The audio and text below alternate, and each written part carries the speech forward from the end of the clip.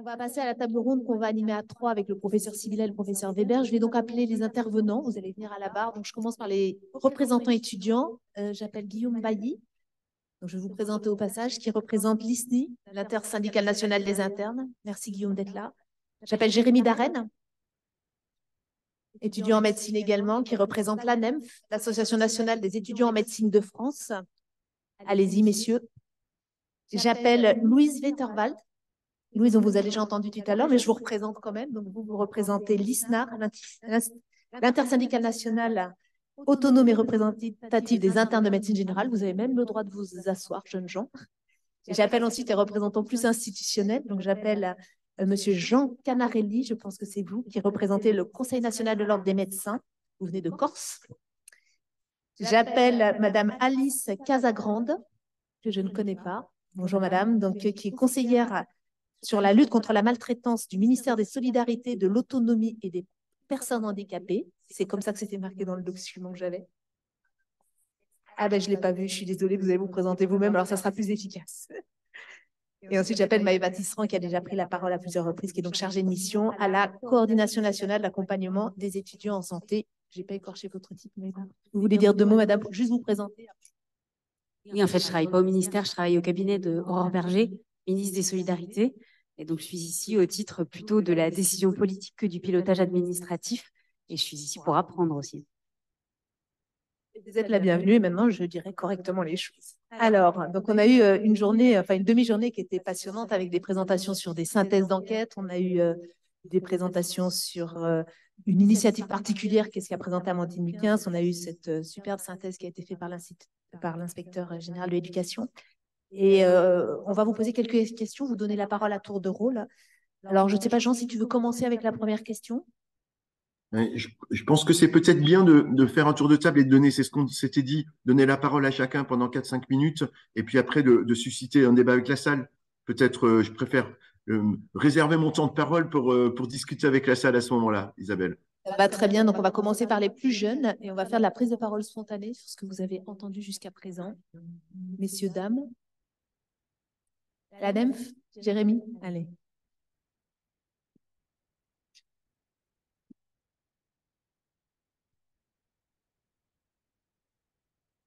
Voilà, du coup, bonjour à tous. Donc, je suis Jérémy Darenne, président de l'Association des étudiants en médecine de France. Concrètement, je ne vais pas venir paraphraser tout ce qui a pu être dit, mais je me conseille plutôt sur le titre de cette table ronde. Cette table ronde, donc, ça n'a pas forcément été rappelé, mais c'est poursuivre ensemble la lutte contre les risques psychosociaux et les violences sexuelles. Déjà, ça implique plusieurs choses, de lutter contre les risques psychosociaux et les violences sexuelles. Dans un premier temps, ça va être de dresser un constat. Ce constat, en fait, il faut être capable aussi de le regarder en face et de l'admettre. Actuellement, l'un des problèmes auxquels on fait face, et du coup, notamment nous, en tant qu'étudiants, c'est qu'en fait, on voit, par exemple, dans le cas des violences sexuelles, que les différentes catégories de population qui sont classées comme agresseurs se renvoient un peu la balle. C'est-à-dire que face aux institutions, on nous reproche que c'est surtout les étudiants. Et côté étudiant, nous, quand en fait on a nos enquêtes, on voit que en fait, c'est aussi beaucoup par des chefs de service, des supers ou des médecins. Et donc, en fait, ce qu'il faut faire, déjà, dans un premier temps, c'est d'assumer le constat pour ensuite pouvoir prendre des décisions éclairées. Dans un second temps, c'est formuler du coup des solutions qui sont adéquates finalement avec le constat qu'on a pu dresser. Et ces solutions, on voit qu'il y en a plein. Donc, on nous a présenté tout à l'heure une mission qui avait fourni 26 recommandations, que ce soit les différentes organisations qui sont présentes ici, notamment étudiantes ou d'instances officielles. On a des solutions à mettre en place. Le problème actuellement, ce qui bloque, c'est surtout le manque de moyens déployés, le manque d'ambition des dispositifs. L'idée derrière, du coup, ce serait vraiment d'agir de manière coordonnée. Parce que si on agit chacun de notre côté, ça ne marche pas non plus. Et donc vraiment, je reviens sur l'importance du titre, hein, et le titre qui est assez symbolique, c'est poursuivre ensemble. Et donc, pour terminer mon propos, je dirais que là, ce qui va être important maintenant, c'est plus de dresser des constats qu'on a déjà ou de formuler des potentielles solutions qu'on a également déjà identifiées, mais c'est vraiment de mettre en place ces différentes solutions qui ont été identifiées et surtout de le faire ensemble et de manière coordonnée.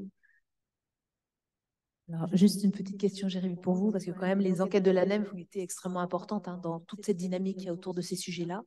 dans les commentaires qui ont été faits, les présentations qui ont été faites sur l'autre vision des enquêtes, les autres enquêtes par rapport aux enquêtes ANEM, vous avez des commentaires particuliers à faire, vous vous retrouvez dans ce qui a été dit sur le regard plutôt international de la première présentation, par exemple? Concrètement, on a eu plusieurs enquêtes, alors il y en a eu beaucoup. Ce qu'on voit, alors, effectivement, quand on prend le cas des USA, c'est vrai qu'on voyait des chiffres, en fait, qui étaient extrêmement marquants pour les chiffres qui étaient également issus de la faculté de Montpellier, donc, dont vous êtes là, donc vous connaissez très bien aussi. Globalement, c'est des chiffres qu'on retrouve. Alors, nous, bien sûr, ils sont différents parce que nous, vraiment, c'est ciblé sur les étudiants. On a également fait des enquêtes, du coup, avec également les syndicats d'internes. Et c'est vrai que les chiffres, globalement, sont extrêmement durs, que ce soit sur les VSS ou encore là sur la santé mentale. Pour reprendre les chiffres que j'avais en tête, c'est vrai qu'on voyait bien la similitude, en fait, par exemple, entre les chiffres qu'on voyait à Montpellier sur la santé mentale des étudiants et ceux qu'on voyait sur les syndicats, enfin, sur nos enquêtes à nous.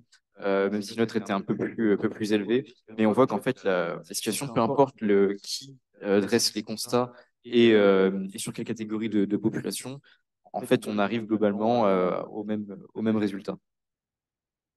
C'est un peu l'impression que j'ai, tout à fait. Maëva, vous corroborez ça ou pas? Sur la vision par rapport aux enquêtes dans les autres milieux étudiants, par exemple? Vis-à-vis des autres milieux étudiants, oui, on a des enquêtes qui sont assez affolantes sur certains chiffres. Après, c'était un peu le sens de ce que disait le professeur Beck, que je salue, puisqu'on travaille avec lui sur l'enquête qu'il est en train de monter avec la Mildeca. Mais on a des enquêtes qui contiennent certains biais statistiques, mais c'est pas grave. C'est-à-dire que c'est des enquêtes qui permettent de mettre en avant un certain phénomène qui existe dans nos universités, dans nos établissements d'enseignement supérieur, mais également de recherche. Et donc, on a besoin de ces chiffres qui permettent, nous, en tant qu'administration et du coup également en tant que pouvoir public et politique, de se servir de ça pour aussi monter créer des solutions, adapter des solutions. C'est ce qui a donné lieu au plan national de lutte contre les VSS dans l'enseignement supérieur qui a été monté en 2021. C'est également ce qui va donner lieu à un ensemble de mesures qu'on prend. C'est également ce qui a donné lieu, comme le rappelait le doyen de Strasbourg, le rapport de Donat Amara a donné lieu au CNA qui est devenu aujourd'hui la CNES, et c'est grâce à ces enquêtes, grâce à ces rapports que aussi nous, en tant que pouvoir public, on est alertés et ça nous permet de développer des solutions. S'il y a des commentaires, n'hésitez pas à demander la parole. En attendant, peut-être, est-ce qu'un autre représentant étudiant veut la prendre? Guillaume? Oui, merci de me donner la parole. Je suis Guillaume Bailly, je suis le président de l'Intersyndicale nationale des internes, l'ISNI. Et déjà, je vais commencer par dire que je suis complètement d'accord avec Jérémy. C'est un problème qui est collectif, ça rassemble beaucoup d'acteurs différents. Et à l'ISNI, on est souvent confronté à ces problématiques. Bon. Déjà, je pense que la médecine ne fait pas exception. La société ne met pas toujours les femmes en avant. Je ne vois pas pourquoi le monde médical ferait exception à ce défaut-là. Et on a peut-être tendance à l'oublier. En fait, quand on voit un petit peu la composition des chefs de service, qu'il y a quand même beaucoup d'hommes, peu de femmes dans une spécialité, dans un métier où pourtant 70% sont plutôt des femmes. Voilà. Donc déjà, un constat qui est simple, les postes de décision sont quand même aujourd'hui souvent occupés par les hommes. C'est le cas. Ça reste toujours le cas, c'est en train de s'équilibrer, mais pas suffisamment rapide. Maintenant, quand on est une femme dans l'exercice quotidien, qu'est-ce qui se passe? Je vous donne un constat très simple. Vous rentrez dans une chambre de patient, vous êtes une interne femme, on avait fait une petite étude à l'ISNI, dans 70% des cas, il n'y a aucun mépris de ma part, mais dans 70% des cas, le patient prend l'interne pour l'infirmière et demande, alors que l'interne lui a expliqué sa maladie, parfois rentrant dans les degrés de technicité que je ne maîtrise pas, est-ce que je peux voir le médecin, s'il vous plaît? Et ça, c'est 3% chez les hommes. Donc, de facto, on peut voir qu'il y a un espèce de, je ne sais pas si on va appeler de sexisme ordinaire, mais en tout cas de difficulté à la fois du fait du système et puis à la fois aussi de la reconnaissance de leur travail au quotidien et dans le soin. Ça, c'est très important de le constater, puisqu'on, je le rappelle, on est quand même à 70%, 65% de femmes contre 30% d'hommes. Maintenant, quand elles sont victimes de violences sexuelles beaucoup plus aguerries, beaucoup plus, en tout cas quand elles dénoncent des faits qui sont pénalement répréhensibles, ou en tout cas que ça donne lieu à une enquête. Ce qu'on constate à l'ISNI, c'est que dans 50% des cas, les hôpitaux nous répondent, eh ben, pour démarrer une enquête administrative, puisqu'on parlait de quels étaient les leviers, mais on se rend compte déjà que pour les démarrer, en fait, les CHU leur disent à la victime, il faut que tu portes plainte pour démarrer l'enquête administrative. Donc c'est un peu la double peine, en fait. Finalement, je suis victime, et puis derrière, je dois porter le lourd fardeau de la procédure et tout ça. Nous, c'est là qu'on intervient en général, en termes de catalyseurs, on aide, on les accompagne justement pour qu'elles aillent jusqu'au bout. Mais sans nous, sans les syndicats, c'est compliqué. Alors maintenant, quelles solutions on trouve? Alors à l'ISNI, on essaye de trouver des solutions. On travaille avec les élèves directeurs d'hôpitaux, avec le HESP, on les rencontre chaque année maintenant. On va les voir dans 15 jours à Rennes, on aura une table ronde avec Isabelle Richard là-dessus, pour essayer de trouver des leviers communs. À leur niveau, nous, on les sensibilise pour leur dire, justement, votre rôle, c'est d'accompagner, c'est de croire la victime. Dans tous les cas, on ne vous demande pas de tout détruire, on ne vous demande pas de suspendre systématiquement la personne, tout ça. C'est juste de la croire et de mettre en place, comme vous le disiez, les procédures de protection qui existent. Voilà. Et comme vous l'avez bien dit, Maëva, si derrière il y a réintroduction de l'agresseur et de la victime présumée, il y a tous les leviers de sécurité, les filets de sécurité. Ça, c'est super important. Et nous, en tout cas, on travaille d'arrache-pied pour essayer de sensibiliser. Et puis, évidemment, un levier qui est très sous-estimé, mais je pense, parce que je peux aussi comprendre que quand on est doyen, ce n'est pas évident, qu'on n'est pas forcément toujours au courant dans la bonne temporalité, c'est les agréments. Il ne faut pas hésiter à faire péter les agréments, à faire péter les postes. Enfin, voilà, il faut y aller banco. Nous, on est aussi là en commission pour le dire. Et encore une fois, il faut se dire qu'un PUPH, il y a des gens qui sont très bien, il y a des gens qui sont moins bien. Mais un PUPH qui reste en poste pendant 10 ans, qui harcèle 50 personnes, je vous dis ça parce que c'est une histoire, c'est autant de médecins d'ailleurs qui ne s'installeront pas. Donc si je prends d'un point de vue vraiment intérêt du système et que je mets tout le reste de côté, en fait, c'est juste même pour l'intérêt du service, pour l'attractivité de la profession, qui plus est au local de la spécialité. En fait, la solution reste simple. Il faut évacuer la personne qui est problématique. Puisque derrière, en fait, vous faites le même constat que moi. Il n'y a plus d'universitaires, il n'y a plus de gens qui veulent faire de clinica. C'est compliqué. Donc, il faut prendre le travail à la racine. Et je pense que la mosaïque d'acteurs que nous composons tous ici, qui fait que nous, en tant que syndicat, on est souvent en première ligne et qu'on se retrouve à accompagner des plaintes à l'ordinal, au pénal. On se demande si c'est véritablement notre rôle de le faire. En tout cas, on est là au chevet des victimes pour le faire. Et je pense que dans ces moments-là, on a aussi besoin du soutien des instances, qu'elles soient de l'ordre du CHU ou des doyens, pour travailler, pour mettre fin à ce fardeau qui empoisonne notre métier. Alors, merci. Moi, j'ai juste deux petits commentaires. La question de l'attractivité des carrières hospitalières universitaires n'a pas que cette réalité-là. Elle est ancrée dans des tas d'autres réalités. Ça ne veut pas dire que ça n'a pas d'importance, mais pour autant, on ne peut pas la résumer à ça. Et après, sur les procédures, clairement, en tout cas pour les étudiants en médecine, peut-être c'est un peu différent pour les internes parce que vous êtes des salariés de l'hôpital, mais pour les étudiants en médecine, clairement, la procédure de signalement universitaire, elle est totalement indépendante du dépôt d'une quelconque plainte. Et ça, c'est clairement dit, c'est écrit et c'est des chemins qui sont totalement différents. Donc ça, c'est assez clair, je crois quand même. En tout cas, au niveau de l'université, au niveau des CHU, c'est peut-être un petit peu différent, mais au niveau des universités, c'est très clair. Oui, c'est vrai, mais comme l'a rappelé M. le doyen, c'est vrai que l'autorité qui peut suspendre reste quand même le CHU. C'est lui qui, à la fin, a le dernier mot pour dire je mets en place une mesure de protection. Et nous, c'est là-dessus qu'on comprend. Quand il s'agit d'un professionnel, d'un senior qui est l'agresseur présumé, en fait. En fait, c'est vrai que nous, à Montpellier, moi, par rapport à tout ce qui s'est dit tout à l'heure, on a on a quasiment que des histoires entre étudiants. On a très peu d'histoires avec des supérieurs hiérarchiques, universitaires ou non universitaires. Après, on n'a peut-être pas suffisamment d'expérience encore, mais vous voulez prendre la parole là-dessus, l'une des deux? Maëva? Peut-être deux choses. Ce qui cadre les dispositifs de signalement dans les établissements publics, que ce soit des CH, des CHU ou des universités, c'est exactement le même texte de loi.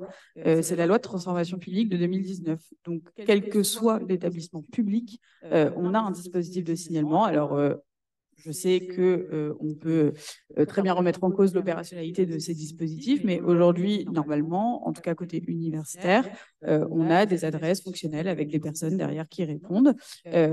Et côté normalement hospitalier, dès lors que c'est un établissement public, ils ont également des dispositifs de signalement.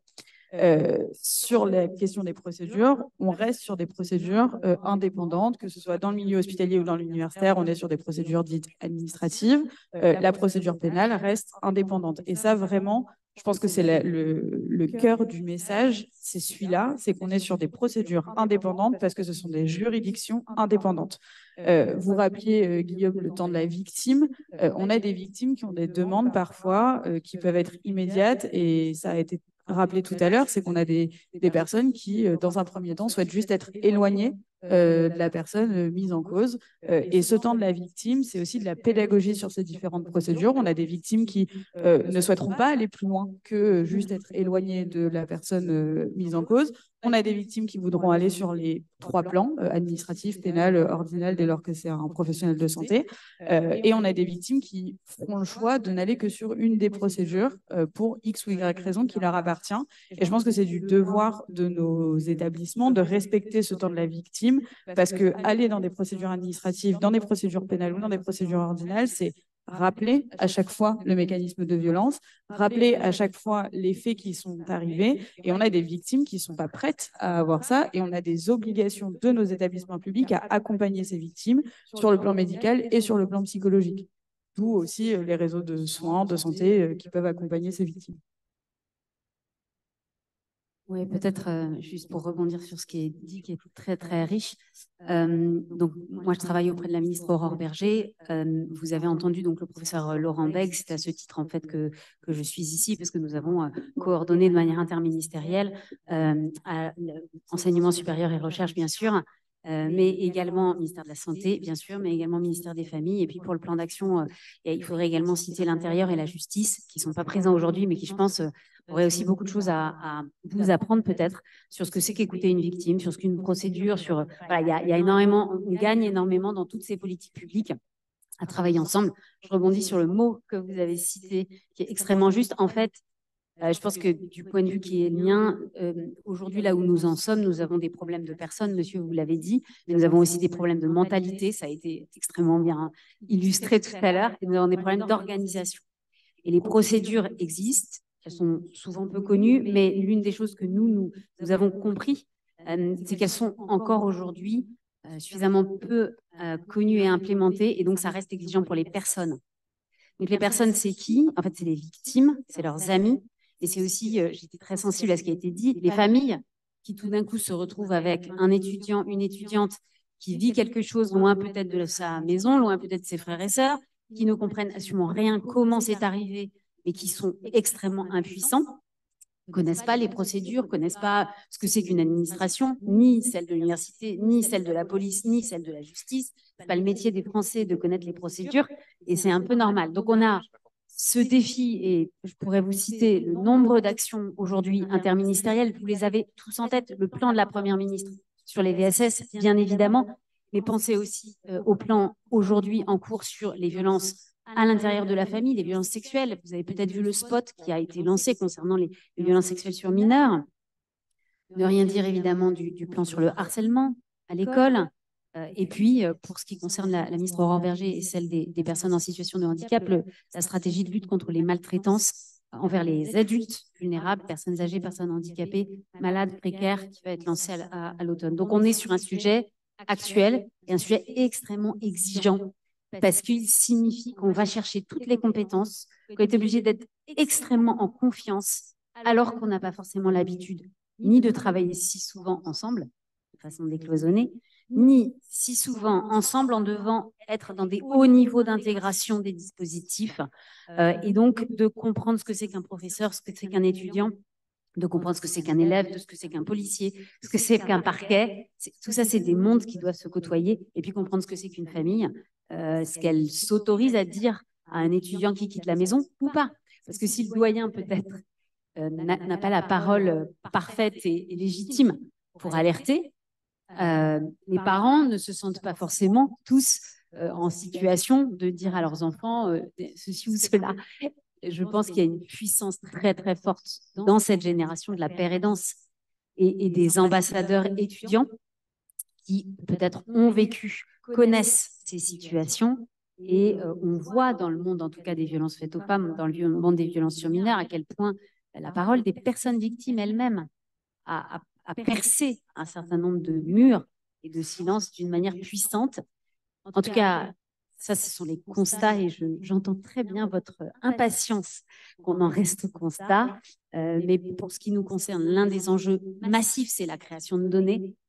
Connaître vraiment à grande échelle ce phénomène, c'est l'un des objectifs de la recherche qu'on espère vraiment que vous soutiendrez. On est là aussi beaucoup pour ça. Et puis créer ce plan d'action multidimensionnel avec tous les acteurs autour de la table et bien d'autres. Merci beaucoup. Alors, c'est clair, hein, l'avis de doyen corrobore totalement vos propos. Les premiers relais, c'est vous. Les étudiants, c'est à vous qui parlent en premier. Hein. C'est extrêmement clair. Alors, peut-être, Louise, vous voulez apporter vos témoignages? Oui. Alors, je ne vais pas revenir sur le constat parce que ça a été déjà...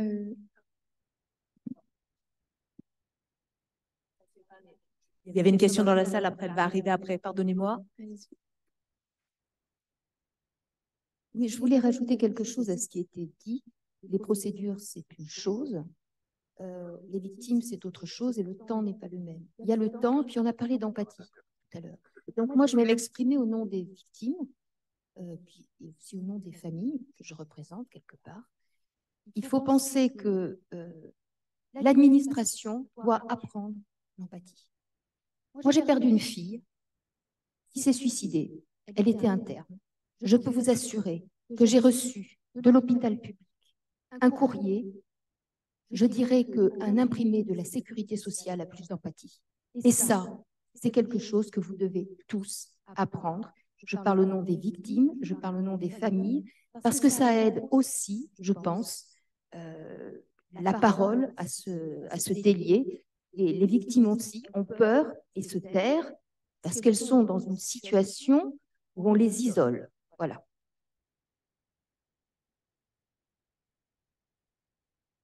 Merci beaucoup.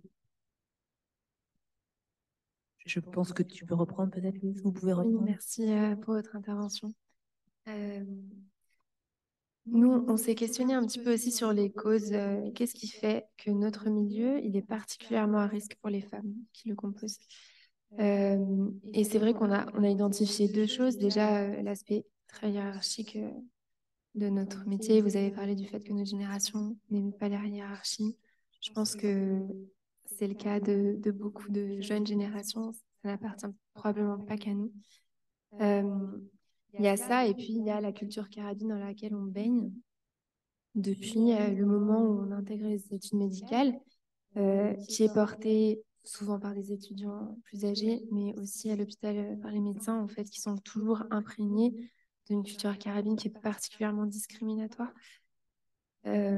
Voilà pour les causes. Et ce qu'on demande du coup, c'est des actions qui vont d'abord par la formation, comme on en parlait tout à l'heure, mes collègues de l'ANEF, la formation des médecins. Et nous, on demande que la formation, ce soit tous les 5 ans, au moment où on reporte l'agrément des stages.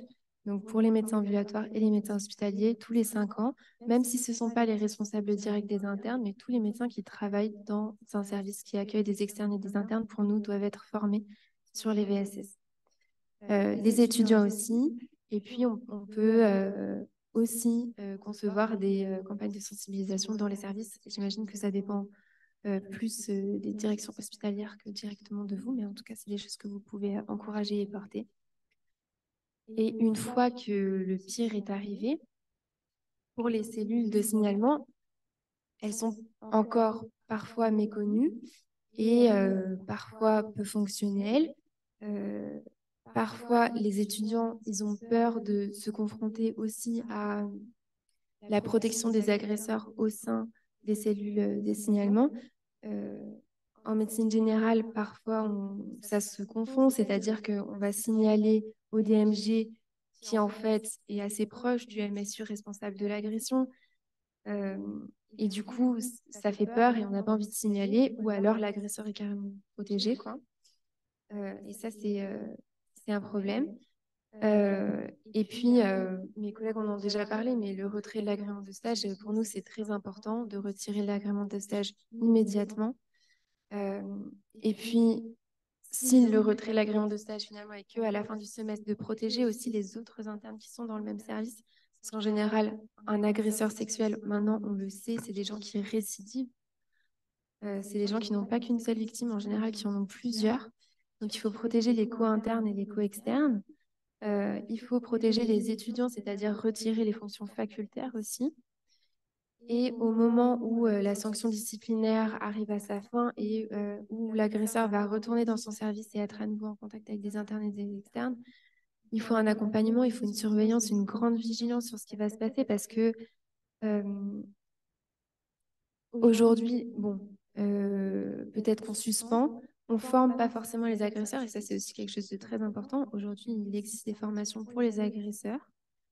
Il y a des associations qui le font. On peut imaginer que dans les cellules, il y a des personnes qui soient dédiées à le faire aussi pour qu'ils puissent retourner sur les terrains de stage et ne pas récidiver, même si on sait que c'est quand même à haut risque. Donc, quand bien même la formation aurait été faite, il faudrait une grande vigilance quand on remet en contact des internes et des externes avec des agresseurs.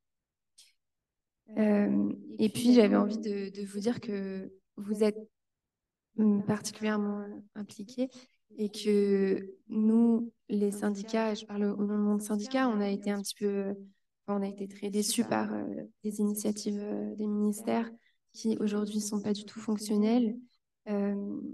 Les plateformes d'écoute le sont puis ne le sont plus.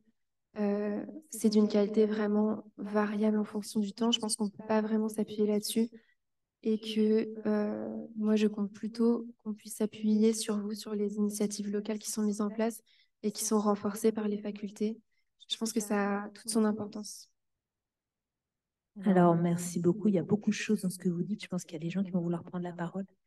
Je voulais souligner à travers votre propos ce que moi j'entends comme doyenne et vous renvoyer qu'il y a très clairement une sous-déclaration majeure de ces épisodes, puisque on en a à la fois beaucoup, mais vraiment très peu par rapport à tout ce que j'entends aujourd'hui. Moi, je découvre l'agression dans les services hospitaliers, tout ça, j'ai très peu de choses, à tel point qu'à la faculté de médecine que je représente ici à Montpellier-Nîmes, on a été obligé de mettre en place des évaluations de stage obligatoires. C'est ce qu'on est en train de faire pour les étudiants en 3e année de médecine, parce qu'en fait, ils sous-déclarent complètement, ils n'osent pas écrire dans le logiciel de déclaration, parce qu'ils ont peur que derrière, on les retrouve et qu'ils soient pénalisés.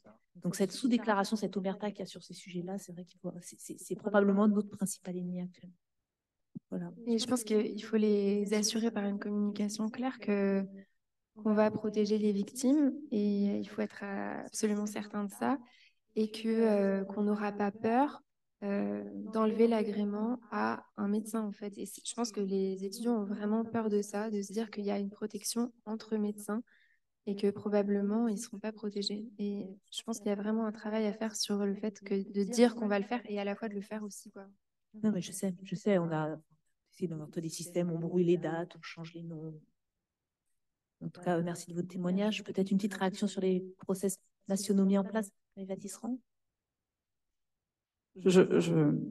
J'entends, et l'ISNAR-IMG a déjà pu faire part au ministère de la Santé, au ministère de l'Enseignement supérieur, du fait de leur déception sur le dispositif qui était anciennement le CNA et qui est du coup devenu la CNES, dispositif qui a connu des difficultés, et je pense que c'est important de le souligner. En 2023, on a eu des difficultés suite à une problématique purement administrative, qui est qu'on a lancé un marché public qui n'a pas été pourvu. Voilà, on assume cet échec. En revanche, depuis, ça a été relancé. Et aujourd'hui, la plateforme d'écoute, elle a été montée et le marché a été attribué à l'association En Avant Toutes. Donc, pour celles et ceux qui ne connaissent pas, et je les salue parce que 2 représentantes sont dans la salle, celles et ceux qui ne connaissent pas, En Avant Toutes, c'est une association qui fait depuis plus de 10 ans de la lutte contre les violences sexistes et sexuelles, qui a monté un chat qui s'appelle le chat Comment on s'aime. Et ce chat, c'est une association qui est spécialisée dans l'écoute à l'écrit.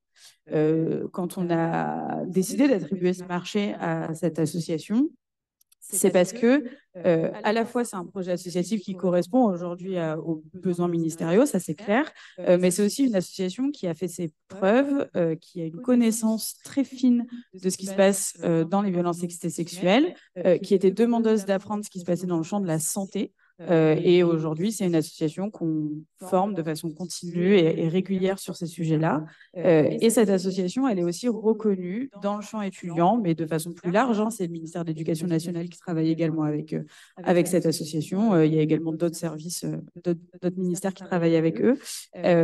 Et cette association, elle a cette connaissance et cette reconnaissance. Et pour nous, c'était important, en tant qu'administration, d'avoir une association qui avait cette connaissance et qui permettait d'être en contact avec des victimes sans que ce soit du rôle de l'administration. On a du coup une plateforme d'écoute qui est assurée par des professionnels aujourd'hui. Alors, le service d'écoute a été remis en place il y a 3 semaines. Quasiment jour pour jour, mais on a des professionnels qui n'attendent que ça, et je le sais puisque ça fait 2 semaines que je vais à leur contact de façon régulière, des psychologues, des travailleurs et travailleuses sociales qui n'attendent que ça, et avec un suivi par contre de l'administration, ce qu'on n'a jamais vu précédemment. C'est-à-dire que nous, administration, quand on est saisi de situation aujourd'hui, on assure une interface avec les opérateurs de l'État. Alors là, je parle côté enseignement sup, que ce soit rectorat, université, pour que ces situations, elles trouvent une réponse adaptée. Et ça se fait conjointement avec le ministère de la Santé quand on est sur des filières de santé. Et je pense que, autant je comprends que durant l'année 2023, il y a eu des complications et on les a assumées, ces complications, on les a assumées collectivement. Mais aujourd'hui, on a un dispositif qui est fonctionnel et qui demande qu'à être saisi. Et vous êtes, en tant qu'organisation étudiante, impliquée pleinement dans tout ce qui se passe au sein de la CNES. Parfois, on rend plus de compte à vous, organisation étudiante, qu'à nos acteurs institutionnels. Ce qui n'est pas gênant, parce que c'est aussi avec vous qu'on construit ça. Et on a aussi, on a entendu, je pense, largement les enjeux de défiance vis-à-vis des dispositifs institutionnels. On a quand même des spécificités des violences dans vos secteurs qui sont l'asymétrie et la hiérarchie qui s'exerce, le fait que vos carrières soient conditionnées à vos supérieurs, des zones où vous êtes hors établissement aussi, et donc le fait de ne pas signaler dans vos établissements, c'est aussi pour ça qu'on a ouvert ce dispositif et cette plateforme d'écoute qui permet justement de signaler. Peut-être que vous souhaitez ajouter. Alors, on approche un peu de la fin, donc je vous propose de donner la parole à Monsieur Canarelli, c'est ça? Oui, c'est ça. Pour le Conseil de l'Ordre. Pour le Conseil de l'Ordre. Écoutez, je vous remercie de ces échanges de cet après-midi qui ont été très instructifs, et il y a quelque chose qui me frappe et qui me saute aux yeux, c'est qu'on peut faire un parallèle avec ce qui se passe dans le monde des entreprises et des salariés et dans le monde des étudiants qui, pour le coup, vont rester plus de 10 ans dans ce milieu-là, ce qui est très similaire à ce qu'on peut avoir dans le monde du travail. Et ce qui est plus ou moins pas toléré, parce qu'on voit bien qu'on parle d'intolérance à ce qui se passe, mais ce qui existe dans ce milieu-là, dans le milieu du travail, ça fait belle lurette que ça aurait été sanctionné, qu'il y aurait eu des mouvements très violents pour le défendre. Et là, on est face à des études qui sont compliquées, qui sont longues, qui sont un mélange entre un sprint et un marathon en permanence. Les études elles-mêmes sont une violence, nos études de médecine. Parce que quand on comparait tout à l'heure, il y avait un intervenant qui parlait de ce qui se passait dans d'autres milieux. Il y a 2-3 ans qui sont effectivement très sélectifs, très durs. Et après, on a, peut-être pas une impression de fait, mais on a un moment de détente où on profite de nos études. En médecine, ce n'est pas le cas. En médecine, c'est en permanence. Dès la première année, la réforme actuelle, PASLAS, n'a pas résolu les difficultés de la première année. Elle est une souffrance pour les étudiants. Moi, les remontées que j'ai sur la première année, c'est terrible. On n'a rien résolu. Donc, il y a encore beaucoup de travail à faire là-dessus. Mais ça continue en seconde, en troisième, en quatrième. Le CN qui aujourd'hui est remplacé.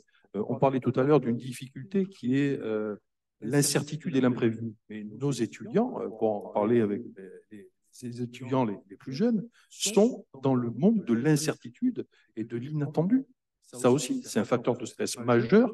Il faut prendre en compte, il faut leur éviter ça. Ils ont le droit de ne pas avoir ça.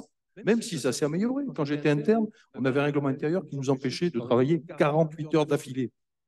Aujourd'hui, on n'en parle plus. Mais c'était ça qu'on avait dans le règlement intérieur. 48 heures d'affilée, c'était interdit parce qu'au-delà, on était vraiment dangereux, tout simplement. Ce n'était pas pour notre bien-être. Donc aujourd'hui, je crois que le bien-être des étudiants est primordial.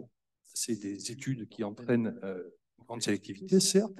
Ce sont des travailleurs manuels de haut niveau, des travailleurs intellectuels de haut niveau, et il faut qu'ils soient bien. Il faut qu'ils soient bien pour bien soigner et bien prendre en charge tous les patients qu'ils auront à prendre en charge. Et je crois que ça, aujourd'hui, il faut travailler, la bienveillance, oui, il faut travailler au bonheur des étudiants. C'est ce qui leur permettra d'être de bons médecins.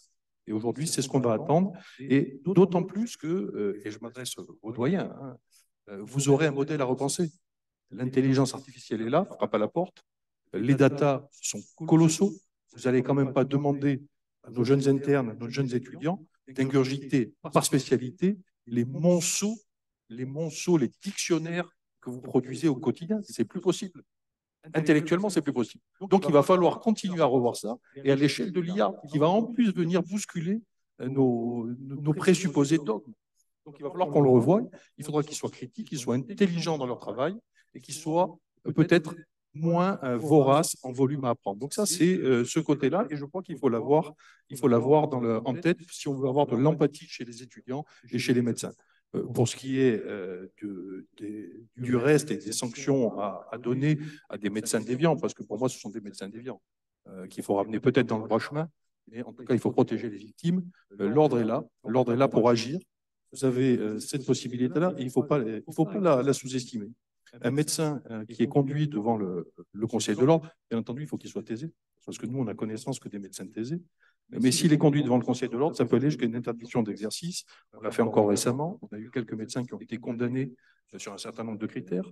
Il y en a deux qui sont principaux. Hein. Il y a un article qui est l'article 4127-31, qui est dans le Code de santé publique, qui a trait aux actes déconsidérant la profession. Un autre qui a trait, le 68-1, au partage des connaissances avec les étudiants et les internes, avec esprit de compagnonnage, considération et respect mutuel.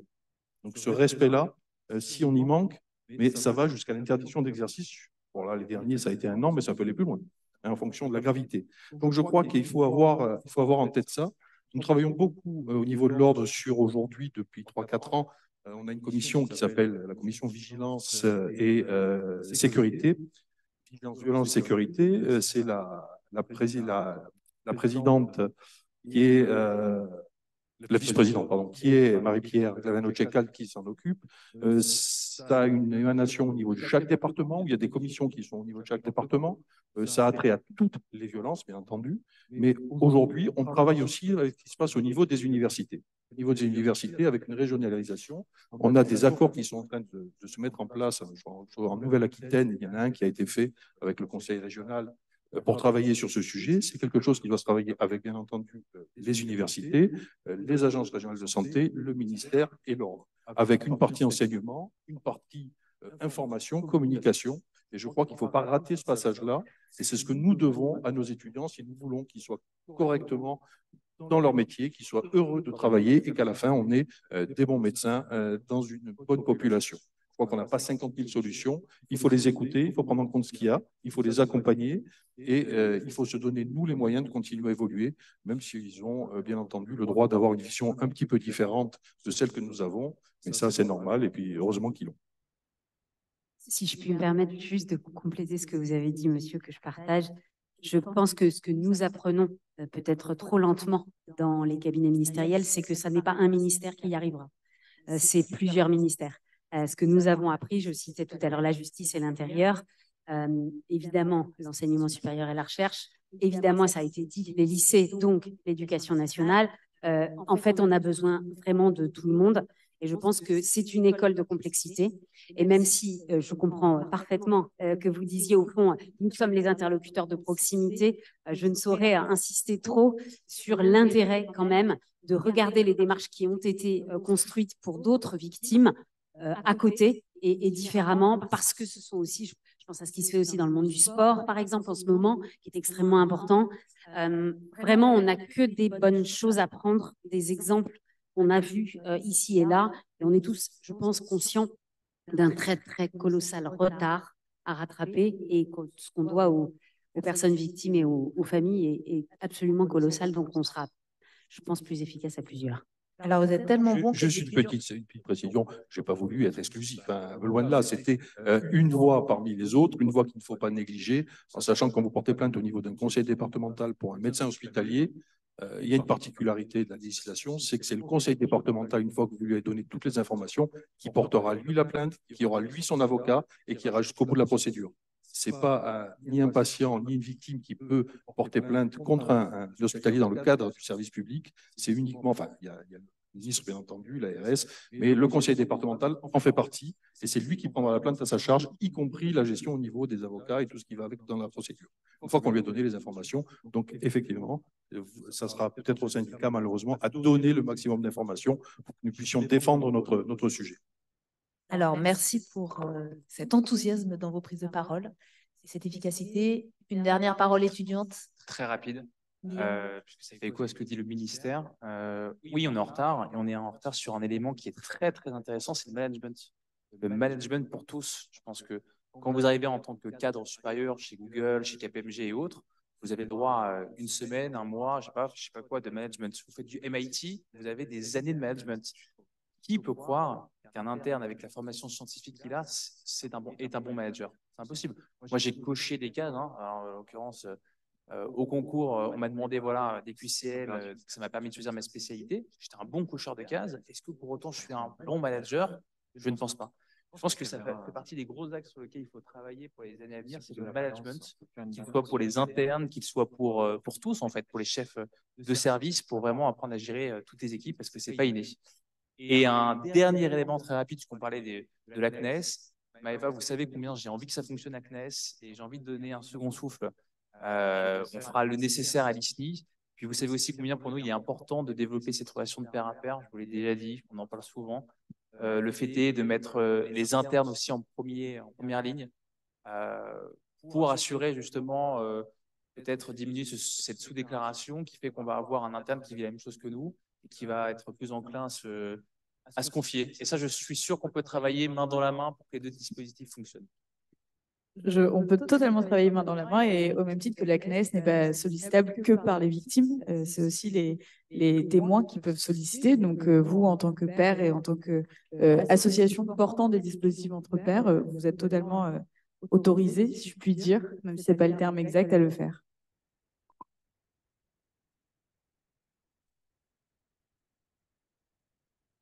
Alors, la toute dernière question. Vous déclenchez des tas de choses. Là, il y a plein de gens qui veulent parler. Donc, c'est la dernière question très courte de la dernière intervention. Vous vous présentez.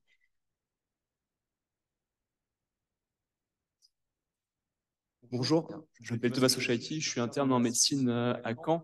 Je m'intéresse à la question de la qualité de vie au travail des soignants, en particulier des internes, et notamment sur la question du temps de travail qui en fait partie, et de la manière dont s'articulent les choses entre les hôpitaux et les universités, que ce soit sur le temps de travail ou bien sur d'autres éléments liés à la qualité de travail.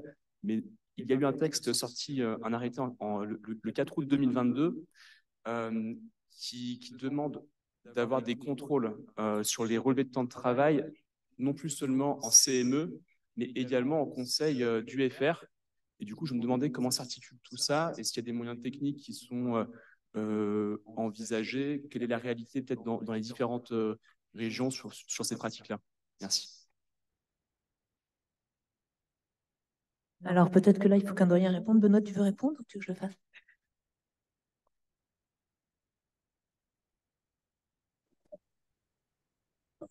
Je suis pas sûr que les conseils du FR soient habilités à vérifier le temps de travail des internes sur un travail hospitalier.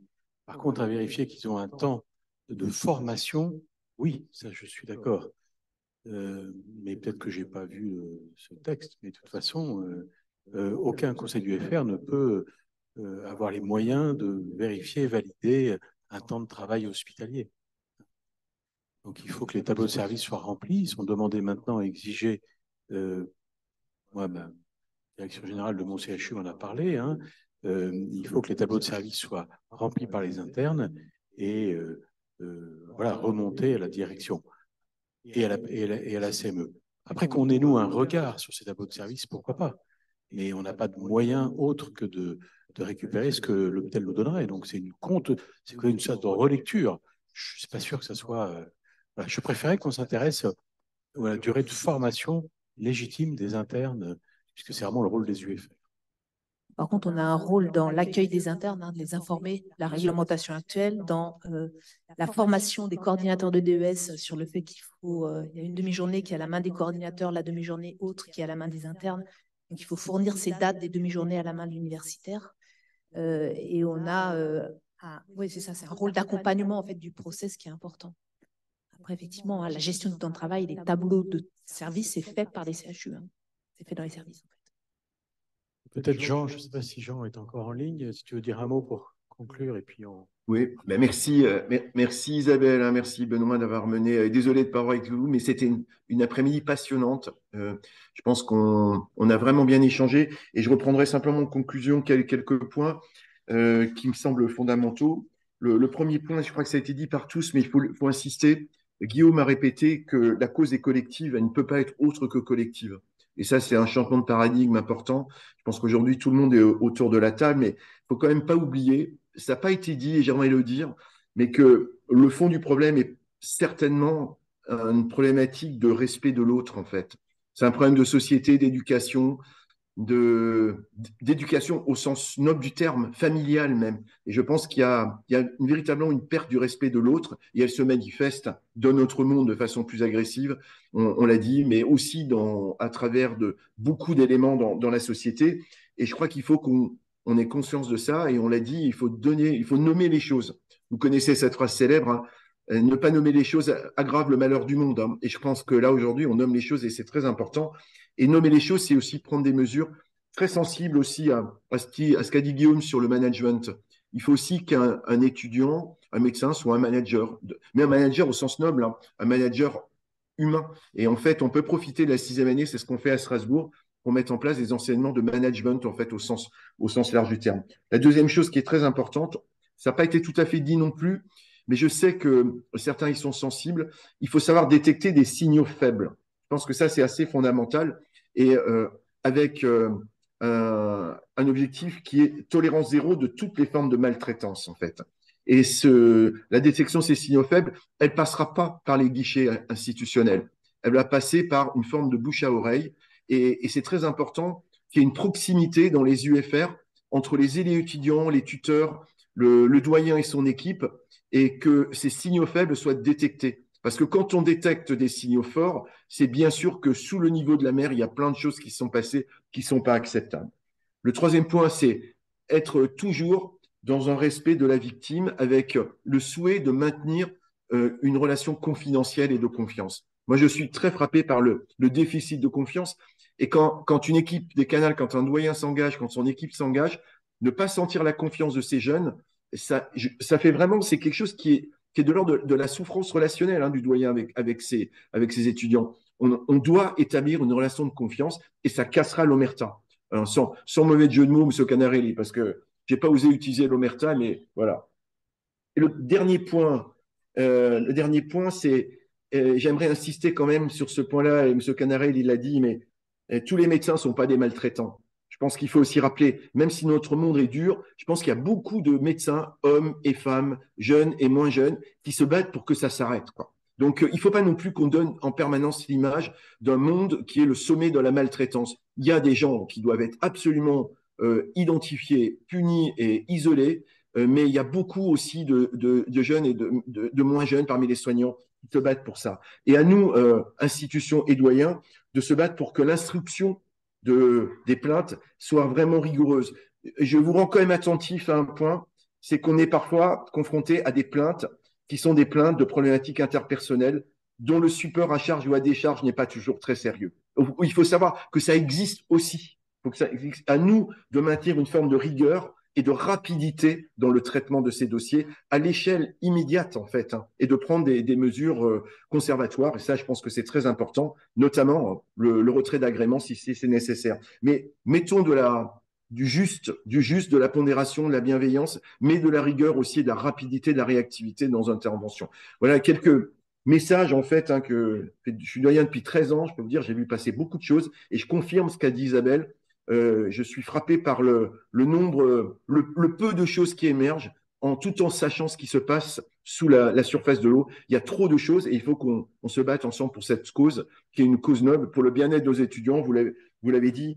Et M. Canarelli, je vous donne une info, la connaissance médicale se multiplie par 2 tous les 76 jours. Donc vous voyez que vous avez certainement raison et on va devoir, pour préserver quelque chose de l'ordre du bien-être dans la formation médicale, tenir compte de ça. Il va falloir certainement inventer un autre modèle. Je ne sais pas lequel, personne ne sait, mais il faut essayer d'anticiper. Vous avez bien raison, c'est un des sujets qui peut mener à la souffrance de nos étudiants. Merci Isabelle, hein, merci Benoît, merci à tous. Hein. Merci Jean. Alors, on a une dernière prise de parole, Madame Toupilly. Oui, merci beaucoup. Je vais faire très court parce que le temps a beaucoup tourné et c'était très intéressant. Je suis Danielle Toupilly, médiatrice nationale, et je voulais apporter une petite note d'espérance. Parce que je pense qu'on a dit beaucoup de choses graves. Moi, j'entends parfaitement les témoignages des étudiants, des internes. Nous les avons régulièrement, nous, en écoute au niveau de la médiation nationale. Donc, on connaît bien cet univers et je m'adresse plutôt sur les risques psychosociaux. On a beaucoup parlé de violences sexuelles, sexistes et de harcèlement. Et je voulais dire un peu le grand programme que nous allons proposer à nos ministres avec la Direction générale de l'offre de soins, qui est notre partenaire au quotidien, parce que finalement, tout le monde a besoin d'aider tout le monde. Et vous avez raison de rappeler que tous ensemble, je crois que c'est le seul moyen de réussir. Alors moi, je rebondis parce que vous avez dit des choses très importantes, et notamment la formation. Nous considérons, et nous travaillons sur un programme qu'on va proposer d'ailleurs aux doyens, qu'on va proposer aux directeurs d'établissement, aux étudiants, aux représentants des étudiants et des internes. On se verra très rapidement, puisque nous avons un plan national de communication que nous allons proposer aux ministres, notamment pour la sensibilisation, une formation de sensibilisation avec l'appui des doyens de tous les étudiants en santé, quelles que soient les filières qui sont concernées. Nous avons mis en place des flyers que nous allons vous proposer pour expliquer un peu les dispositifs et notamment comment on gère les conflits, qu'est-ce que c'est qu'un conflit, comment y répondre, à qui s'adresser. Donc, nous avons tout un programme avec des cartographies qui ont été mises au point par la DGOS sur tous les univers de complexité dans lesquels vous gravitez dans le cadre de vos études et qui vont permettre de savoir vers qui aller, qui est responsable de quoi, quel est un peu l'orienteur vers lequel l'action peut être menée efficacement, de manière à ce que vous ne perdiez pas dans les méandres administratifs. Vous avez assez avec vos études. Le deuxième élément, c'est la formation systématique de tous les managers, vous l'avez dit. Et nous considérons qu'il va falloir que nous commencions aussi à une partie du cursus universitaire des étudiants, parce que vous êtes les futurs responsables de demain pour certains d'entre vous. Et nous considérons qu'il faut commencer très tôt. Donc, on a des programmes. C'est déjà très élaboré de notre côté. Nous avons 11 groupes de travail en route pour travailler sur tous ces sujets, également sur le travail avec les enseignants. Et nous sommes pour prôner la culture de la relation. Donc, on va travailler sur culture de la relation à l'autre, entre individus, dans un collectif. Et pour répondre à une question qui a été soulevée tout à l'heure, finalement, nous avons, grâce à une modification de notre décret qui est intervenu en avril 2023, nous sommes chargés de mission, d'appui, de conseil et d'accompagnement à toutes les institutions hospitalo-universitaires et hospitalières pour justement apporter une aide dans la prévention des risques. Moi, je suis toujours sur le terrain risques psychosociaux essentiellement, mais nous pouvons apporter une aide et un conseil. Nous avons déjà beaucoup d'universités et surtout de CHU qui nous sollicitent via les directeurs généraux, via les doyens, pour les aider à monter les programmes. Et nous faisons aussi de l'accompagnement à la réintégration de professionnels qui ont été sanctionnés à un moment donné. Vous l'avez dit, vous avez cité des cas d'hospitalo-universitaires ou de praticiens hospitaliers qui ont été sanctionnés dans des attitudes qui n'étaient pas acceptables, mais à un moment donné, ils vont revenir dans le circuit. Et nous travaillons sur l'accompagnement au retour et à la réintégration dans une équipe pour que la relation se trouve renouée dans des conditions efficaces sans que les victimes puissent être éventuellement inquiétées d'une manière ou d'une autre lorsque les risques psychosociaux ont été à la clé de la problématique. Voilà ce que je voulais dire. Donc, je voulais dire que nous sommes extrêmement actifs aussi du côté de la santé pour essayer d'accompagner l'ensemble de ce mouvement. Merci beaucoup pour cette intervention. Donc, je pense qu'on va s'arrêter là. Et je pense que l'après-midi a été très riche. Moi, je retiens pas mal de choses. Je retiens des sujets qui ont été sur les troubles psychosociaux, on va dire, et sur la prévention des VSS. Je retiens les sujets autour de la pédagogie, de la densité des études. Je voulais vous dire, Jérémy, Guillaume, qu'une des réponses était quand même la formation par compétences, à monsieur également. Je retiens l'idée des formations spécifiques. On en a une là sur le deuxième cycle et le premier cycle qui est très important, qui est cette formation qu'on met en place pour armer nos étudiants à faire face à ces difficultés qui, j'espère, permettront de simplifier les choses. Les formations managériales, on en a déjà discuté avec les étudiants, c'est effectivement indispensable. Et puis, briser le silence, connaître la réglementation et mettre en œuvre la réglementation, c'est très important. Donc, je ne vais pas prolonger ces discussions. Moi, je voulais vous remercier d'abord les orateurs qui ont animé cette journée, tous les participants et participantes à la table ronde, qui a été une table ronde passionnante. Je voulais remercier les artisans de cet après-midi, en particulier le professeur Patrick Hautecoeur, et le professeur Benoît Weber. Et je voulais remercier les personnes qui sont ici. Vous êtes super courageux, vous êtes tous restés ou presque tous. Et en ligne, on est là à 40, on est monté jusqu'à 82, c'est ça. Donc, on a été largement fréquenté. L'ensemble de ces communications seront en ligne. Je remercie l'équipe d'Ortus qui nous accompagne et tout sera accessible en ligne. Et j'espère qu'on fera très bientôt une conférence de ce type. Chef. Merci beaucoup Isabelle. Oui, ça sera en ligne et avec un lien sur le site de la conférence des doyens.